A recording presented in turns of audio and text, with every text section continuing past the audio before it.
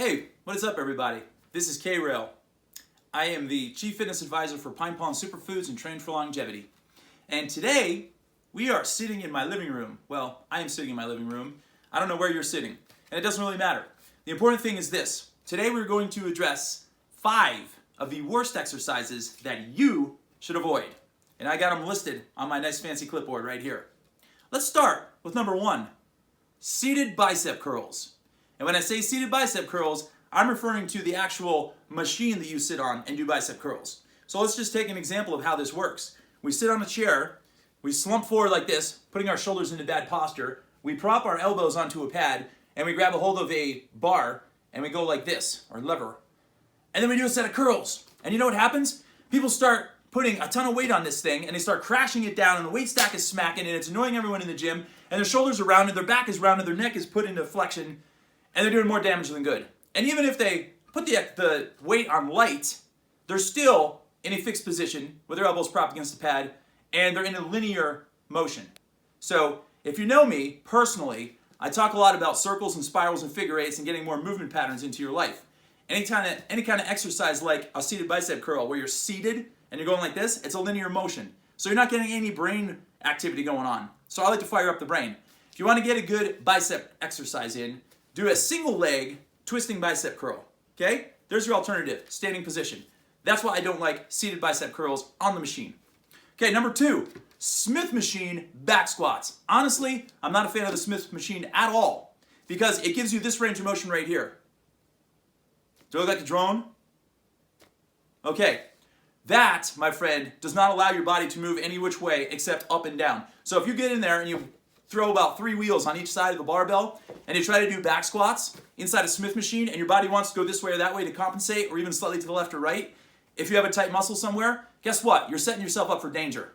Personally, I don't like barbell back squats at all, period, because I think it puts a lot of torque on your cervical spine and it also puts a lot of torque on your shoulders. So in a Smith machine, you're pigeonholed into one angular position of motion going up and down, which is super bad for your body. So I suggest avoiding the back squats in the Smith machine altogether. The second best case scenario would be a barbell squat, well, and just like out in a squat rack, or just holding dumbbells and doing a squat that way. There's a million ways you can work your legs other than the Smith machine back squat. That's my 2 cents on that. Okay, this is a fun one. I see this in the gym all the time, and it is one of the biggest atrocities I have ever seen in the history of my life. The behind the neck lat pull down, if you want to call it that. So someone puts about, 220 pounds on the weight stack. They grab a hold of the bar, and they start going like this. And this is always accompanied with a grunt and groan. So it's never just this. It's always, and like they're in pain, like they're being murdered or stabbed in the back. And they might as well be getting stabbed in the neck because that's exactly what's going to happen. They're going to have stabbing pain in their neck if they keep doing that stupid exercise. So do not sit in a lat pull down machine and ever let me catch you doing a behind the neck pull down. And on the same token, don't ever let me catch you holding a barbell behind your back, doing this and doing a behind the neck press at the same time. Both exercises are ill-advised. They put a tremendous amount of torque on your cervical spine. They damage your shoulders, and they don't belong in a gym.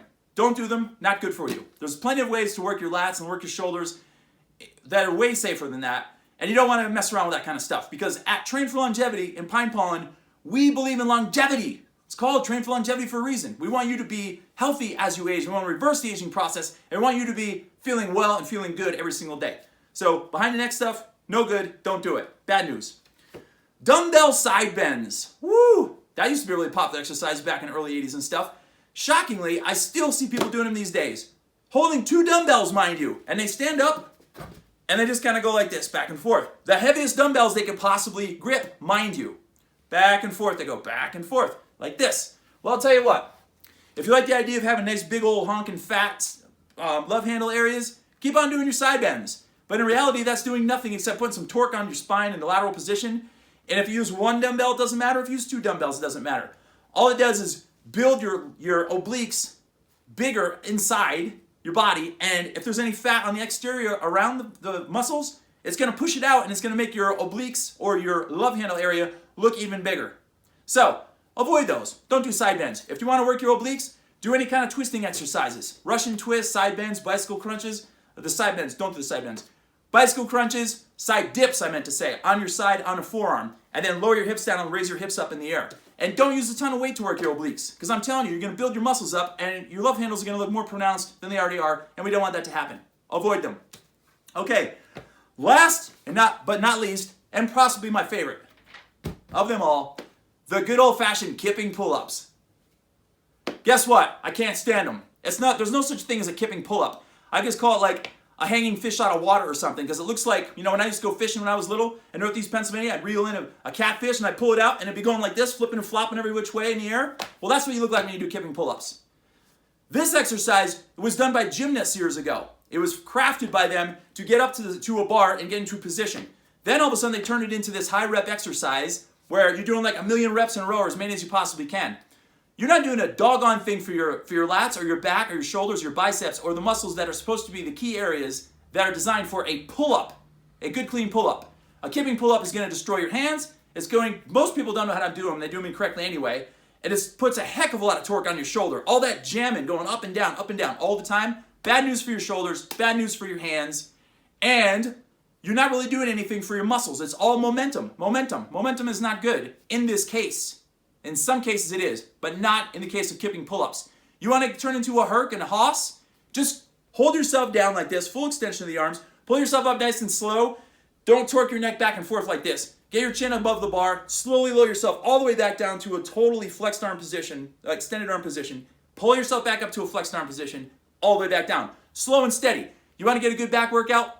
5 reps or less of clean quality pull-ups and do like 10 sets. That trumps 50 sloppy kipping pull-ups any day of the week. All right, I've said my piece. Now it's time for me to go because I have rice cooking in the other room. Organic, short grain brown rice, I might add. This is K-Rail reporting live from my living room. This is Pine Pollen Superfoods and Train for Longevity. Make sure to like and share our videos, subscribe to our page, and let me know if you have any questions or comments. Until next time, have a great day.